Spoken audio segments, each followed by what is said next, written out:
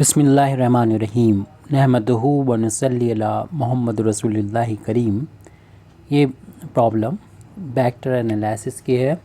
Find the flux of field F vector is equal to x plus y i cap minus x square plus y square j cap across the triangle with the vertices 1, 0, 0, 1 and -1, 0। ये sign शायद plus का होगा यहाँ पर। तो हमको value find करना है फ्लक्स की। फ्लक्स क्या होता है? तो flux is a measure of how much of the field pass through a given surface. तो ये फील्ड है वो इलेक्ट्रिक फील्ड भी हो सकती है, मैग्नेटिक फील्ड भी हो सकती है। यानी कितनी किसी सरफेस से, ये सरफेस यहाँ पर एक ट्राइंगल दे रखा है, उसके वर्टिसेस के कोऑर्डिनेट हमको दे रखे हैं। तो उस सरफेस से कितनी मैग्नेट मतलब फील्ड लाइंस पास हो रही हैं, इसका मेजर होता है। जैसे फील्ड को अगर हम एफ वेक्टर से डिनोट कर दें, सरफेस को एस वेक्टर से डिनोट कर दें, तो यहाँ पर कहेंगे कि जो फ्लक्स होगा वो एफ डॉट एस होगा। लेकिन यहाँ पर जो एस है वो फिक्स नहीं है, ना ही एफ फिक्स है, क्योंकि देखना है एफ एक्स वाई वेरिएबल है और ये पूरे हर एक पॉइंट पर इसकी वैल्यू बदलेगी, क्योंकि एक्स वाई की वैल्यू हर एक पॉइंट पर बदलेगी। तो इसको हम इस तरीके से फाइंड नहीं करेंगे, बल्कि कोई फिक्स वैल्यू नहीं है, कांस्टेंट वैल्यू नहीं है, वेरिएबल है। तो इसके लिए हमें इंटीग्रेट करना होगा, हर एक पार्ट का फाइंड करके इनको ऐड करना होगा। इसके लिए हम लोग यूज़ करते हैं इंटीग्रेशन का साइन यूज़ करते हैं। तो इसलिए हम इस प्रॉब्लम को इस तरीके से सॉल्व करेंगे। पहले तो हम इस रीजन को बना लेते हैं जो ट्रायंगल के वर्टिसेस हैं 1, 0, 0, 1, -1, 0। तो एक ट्रायंगल को यहाँ पर हम लोग बना लेना चाहिए। इस ट्रायंगल को हम लोग बना लेते हैं। इसके कोऑर्डिनेट दे रखे हैं, इसको हम अगले पेज पर लिख रहे हैं। तो इसका सॉल्यूशन यानी अब स्टार्ट हो जाता है हमारा। तो इसमें जो भी ट्रायंगल है उसके वर्टिसेस के कोऑर्डिनेट को बनाने के लिए हमें इनको पॉइंट दे रखा है। ये ओरिजिन है, इससे जाने वाली परपेंडिकुलर एक्सिस हम लोगों ने x axis and y axis ले रखी है। तो पहला पॉइंट दे रखा था, तो वो 1, 0 था, यानी ये डिस्टेंस 1 और वाई एक्स एक्सिस से वाई की वैल्यू होती है 0, जो हमने 0 रख दिया। इस तरीके से यहाँ पर था -1, 0, तो ये -1, 0 हो जाएगा, यानी एक्स एक्सिस में -1 और वाई की वैल्यू 0 है, तो ये एक्स एक्सिस पर ही रहेगा। तीसरा पॉइंट था 0, 1, यानी 0 होता है एक्स वाई एक्सिस पर, और जितनी दूरी ये है उतनी दूरी हम वहाँ पर ले लेंगे इस तरीके से, यानी 0, 1। तो ये 3 पॉइंट्स हैं, इनसे एक ट्रायंगल बनेगा।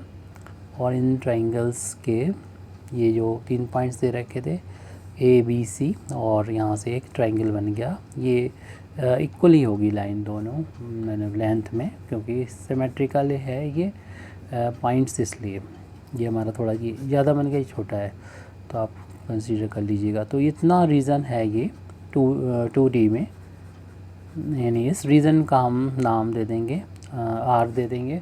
इसमें हमको इंटीग्रेट करना होगा, तो इसी को हम यहाँ पर लिख देते हैं आर के बारे में। If R is a triangular region in the plane, and जो फंक्शन दे रखा है उसको अगर हम, जो कि एक्स वाई का फंक्शन है, उसको इस तरीके से लिख लें कि capital M x y i cap plus capital N x y j cap, where M and N have continuous partial derivative, यानी ये कॉन्टीन्यूस भी हैं M और N, और साथ में इनके हम एक्स और वाई के रिस्पेक्ट में अगर पार्शियल डेरिवेटिव फाइंड करें तो जितनी बार चाहें उतना फाइंड कर सकते हैं। In an open region containing the triangle, then by Green's theorem, तो हम इस प्रॉब्लम को ग्रीन थ्योरम से सॉल्व करेंगे क्योंकि हमको फाइंड करना है फ्लक्स। दी फ्लक्स जैसे कि पहले बताया हमने इज़ गिवन बाय, जो फ्लक्स होगा वो दिया जाएगा F dot N cap into D S से। तो यहाँ पर अभी हमने लिखा था एफ डॉट एस लिखा था, तो एफ डॉट यहाँ पर जो कि ये दोनों को कांस्टेंट मान के चले थे, वहाँ पर वेरिएबल हैं तो इंटीग्रेट करना होगा तब हमें ये वैल्यू मिलेगी। तो यहाँ पर ये इसको हम डी एस बोलेंगे और फिर उसके बाद यहाँ पर हम डी एस को इस तरीके से लिख सकते हैं, N cap into D S लिख सकते हैं। और जो डी एस है N cap into D S तो लिखा हुआ ये, और इसको अगर हम जैसे कि बोला ऊपर ग्रीन्स थ्योरम अप्लाई करेंगे तो इस वैल्यू को हम इस तरीके से भी लिख सकते हैं डबल इंटीग्रेशन की फॉर्म में। इस रीजन में जो ट्रायंगुलर रीजन आर है इसमें जो एन हमने अभी लिखा था, अभी इसको कंपेयर करेंगे और ये तो होती है आपकी ग्रीन थ्योरम। तो ग्रीन थ्योरम यहाँ पर ये ए जो है वो एरिया होगा, वो जो ट्रायंगुलर वाला एरिया है। यहाँ पर जो अभी हम लोगों ने हमारा जो फंक्शन एफ है वो जो गिवन है x plus y into i cap plus x square plus y square into j cap. तो यहाँ पर ऊपर जैसे कि हमने एफ़ की वैल्यू को लिखा था, एम से कंपेयर करेंगे तो आई का कोफिशिएंट वहाँ पर एम है, यहाँ पर आई का कोफिशिएंट है एक्स प्लस वाई, इधर कोफिशिएंट जो है वो वहाँ पर एन है, जे का कोफिशिएंट यहाँ पर है x square plus y square. तो आप ज़रूरी नहीं इस लैंग्वेज को लिखें पूरा, आप ट्रायंगल बना लेंगे और लिख देंगे by Green's theorem the required flux is equal to this. और एम ये वैल्यू को फाइंड करने के लिए हमें एन को डिफ्रेंशिएट करना होगा एक्स के रिस्पेक्ट में। तो एन को जब हम एक्स के रिस्पेक्ट में डिफ्रेंशिएशन करना होगा इस वैल्यू के लिए, तो देख रहे हैं एन एक्स के लिए वाई कांस्टेंट हो है तो सिर्फ एक्स स्क्वायर का डिफ्रेंशिएशन 2x हो जाएगा, वाई का तो 0 हो जाएगा। ऐसे ही हम del M over del y की वैल्यू फाइंड करेंगे तो एम के लिए वाई के लिए एक्स कांस्टेंट होगा जिसका डिफ्रेंशिएशन 0 होगा, वाई का तो 1 हो जाएगा। तो इस वैल्यू को जो ब्रैकेट के अंदर है इसको हम इस तरीके से लिख सकते हैं। ये वैल्यू हम अगले पेज पर लिख देते हैं, del N over del x minus del M over del y. तो ये वैल्यू हमने फाइंड की थी 2x आई थी, ये वैल्यू 1 आई थी, 2x माइनस 1 हो गया जो हम यहाँ पर पुट कर देंगे। और जो रीज़न है जिसको हम लोगों ने आर लिखा है वो एक ट्रायंगुलर रीज़न है जिसको हमने यहाँ पर बताया था। इस रीज़न को हम जैसे डी ए की वैल्यू रखेंगे जो कि डी एक्स और डी वाई होगी। अब डी एक्स डी वाई भी लिख सकते हैं, डी वाई डी एक्स भी लिख सकते हैं क्योंकि ये फंक्शन जो यहाँ पर होगा वो कॉन्टीन्यूस फंक्शन है तो वैल्यू सेम आएगी। तो आप किसी के रिस्पेक्ट में एक्स के रिस्पेक्ट में या वाई के रिस्पेक्ट में किसी के भी रिस्पेक्ट में इंटीग्रेशन कर सकते हैं, पहले और फिर दूसरा फिर बाद में। तो उस बेस पर ये जो रीज़न है उसको बांटने का जो तरीका है बदल जाएगा। आसान ये रहेगा कि अगर हम एक्स एक्सिस के पैरेलल स्ट्रिप ले लें क्योंकि इसका नेचर फिर एक ही जैसा रहेगा, मतलब ये स्ट्रिप की जो शुरुआत है वो इस लाइन से होगी और जो स्ट्रिप जो ख़त्म होगी, ये वाली स्ट्रिप जो हमने ली है वो ख़त्म होगी वो इस लाइन पर होगी। तो वो हर एक स्ट्रिप के लिए होगी जो कि हम लोग एक्स एक्सिस के पैरेलल लेके इसको इस रीजन को बांटेंगे। अगर आप इसको रीजन को वाई एक्सिस के पैरेलल ले लेते हैं अगर, तो यहाँ पर नेचर अलग होगा, यहाँ से शुरुआत वो वहाँ पर इस वाली लाइन पर ख़त्म होगी, तो यहाँ से ख़त्म वहाँ से यहाँ से शुरू वहाँ से ख़त्म, मतलब इसका रीज़न चेंज हो जाएगा। मतलब ये हमें 2 बार प्लस की फॉर्म में हमें इंटीग्रेशन को लिखना पड़ेगा तब कर पाएंगे, नहीं कैलकुलेशन बढ़ जाएगा। तो हम यहाँ पर चूँकि रीज़न इस लाइन से रीज़न का नेचर चेंज हो जाता है, यानी स्ट्रिप का जो नेचर होगा वो चेंज हो जाएगा। यहाँ पर स्ट्रिप किस जो ख़त्म होगी, शुरू तो दोनों यहाँ पर से होंगी, यानी एक्स एक्सिस से जहाँ पर y बराबर 0 होता है, लेकिन अलग अलग लाइन पर ख़त्म होगी। तो फिर हमें प्लस करके इंटीग्रेशन, डबल इंटीग्रेशन को लिखना पड़ेगा, लिमिट भी फिर लिखना होगी, अलग अलग होगी।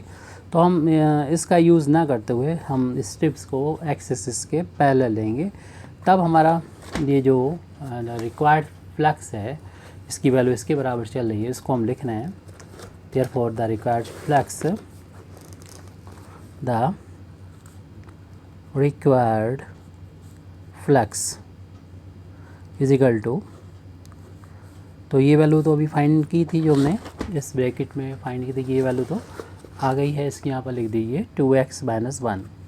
और यहाँ पर हम जैसे कि हमने एक्स एक्सिस के पैरेलल स्ट्रिप ली है, तो हम यहाँ पर dy और dx लिखेंगे, यानी एक्स एक्सिस के पहले एक्स एक्सिस के रिस्पेक्ट में पहले इंटीग्रेट करेंगे।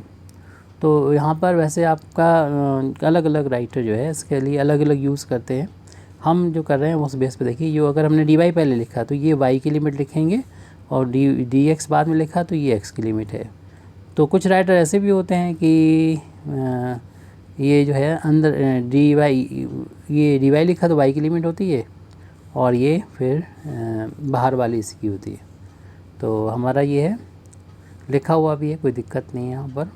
तो यूजुअली इंजीनियरिंग में जो है वो ऐसा होता है कि जैसे कि ये dy है तो ये y की लिमिट होती है, तो आप उस हिसाब से इसको चेंज कर देंगे।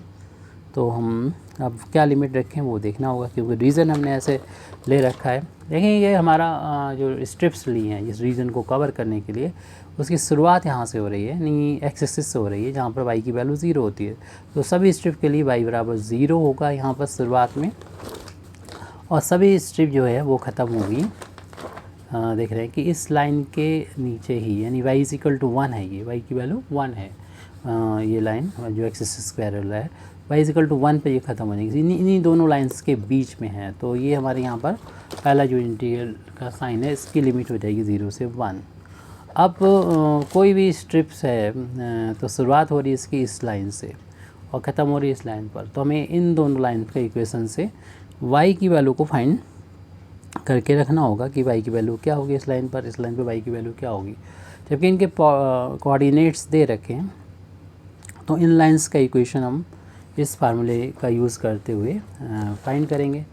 तो यहाँ पर आपको बता देते हैं रफली कि किसी भी लाइन का इक्वेशन जो दो पॉइंट से पास होती है, एक पॉइंट x1 y1 और दूसरा पॉइंट x2 y2, तो इस लाइन का इक्वेशन होता है y - y1 y2 - y1 अपान x2 - x1 x - x1। तो लिखने का तरीका है, हो सकता है आप किसी और तरीके से लिख सकते हैं, इसको कई तरीके होते हैं लिखने के। तो ये हमारा फार्मूला हम इसका यूज़ करेंगे। जैसे कि हम लाइन अगर हम BC की इक्वेशन फाइंड करना चाहें तो इसके कोऑर्डिनेट ये है, ये दे रखे हैं।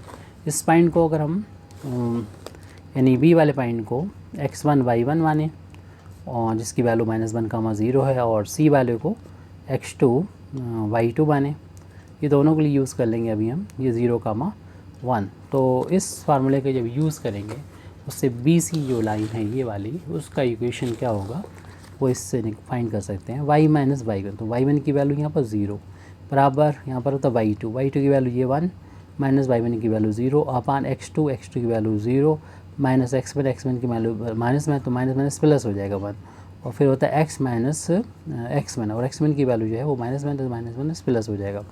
तो इससे y की वैल्यू फाइंड करना थी, आ चुकी है, ये 1 आ गया, ये भी 1 आ गया, 1 को 1 से डिवाइड करेंगे 1 आएगा, यानी x + 1 आ जाएगा। तो इस तरीके से इस वाली लाइन का जो इक्वेशन है वो हमें पता चल चुका है कि कितना है।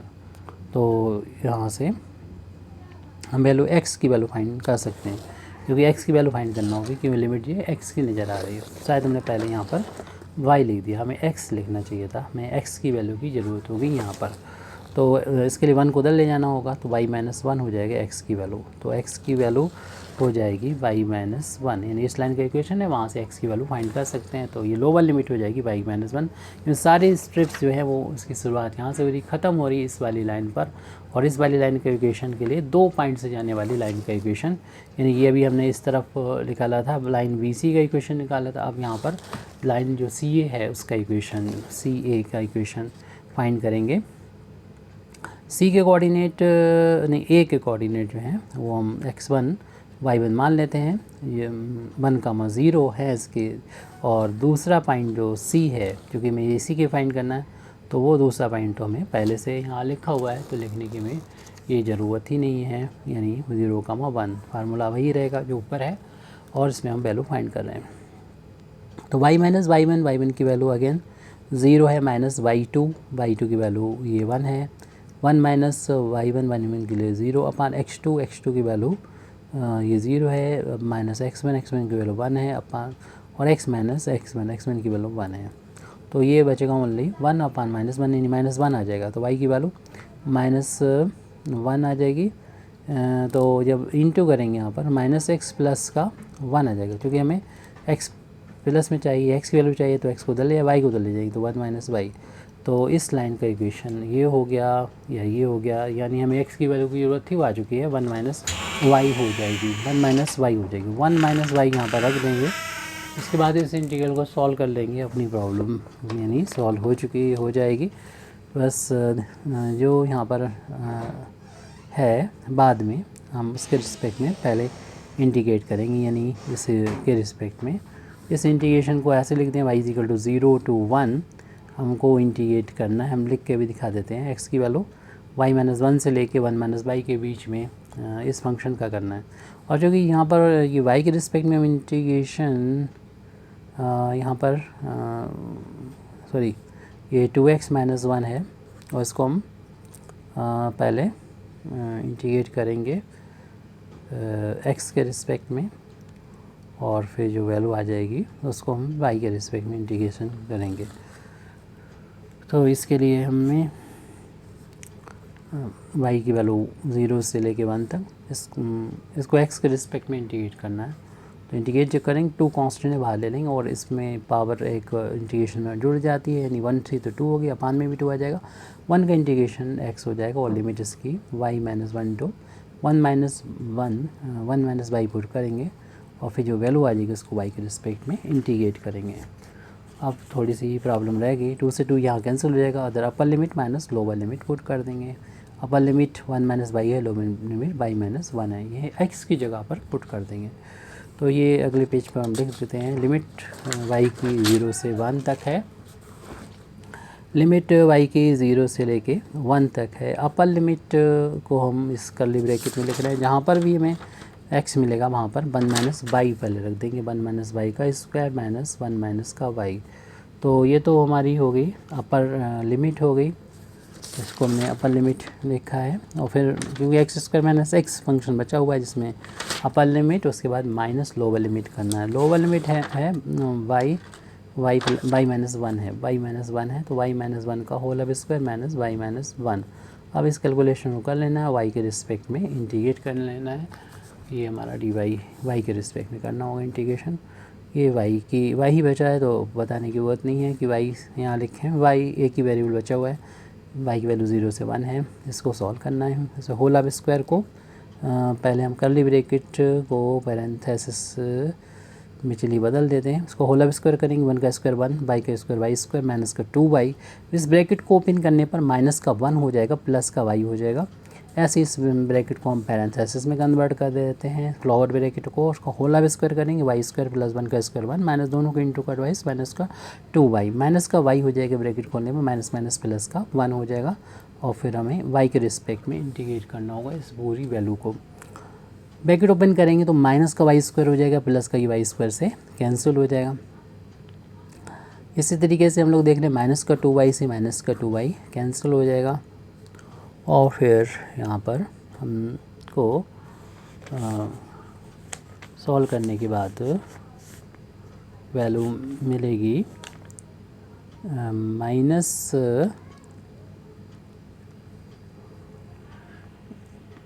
यहाँ पर ये जो है अपर लिमिट में हम लोगों ने कैलकुलेशन किया है बाई हो गया माइनस, अपर लिमिट कैलकुलेशन थोड़ा चेक कर लेंगे।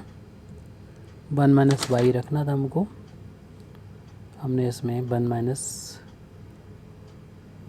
वाई रखा है। ये शायद upper limit lower limit interchange हो गई है, देख लेते हैं।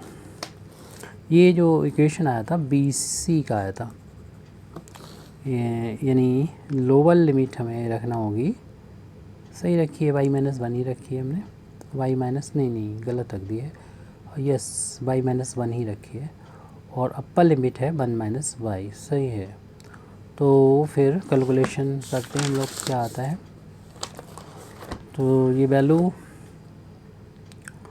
1 से 1 प्लस माइनस कैंसिल हो जाएगा, लिमिट 0 से 1, और ये हम देख रहे हैं कि y ये इधर जाके प्लस हो जाएगा, ये 2y हो जाएगा, और ये 1 1 2 हो जाएगा, यानी माइनस का 2 हो जाएगा, और dy।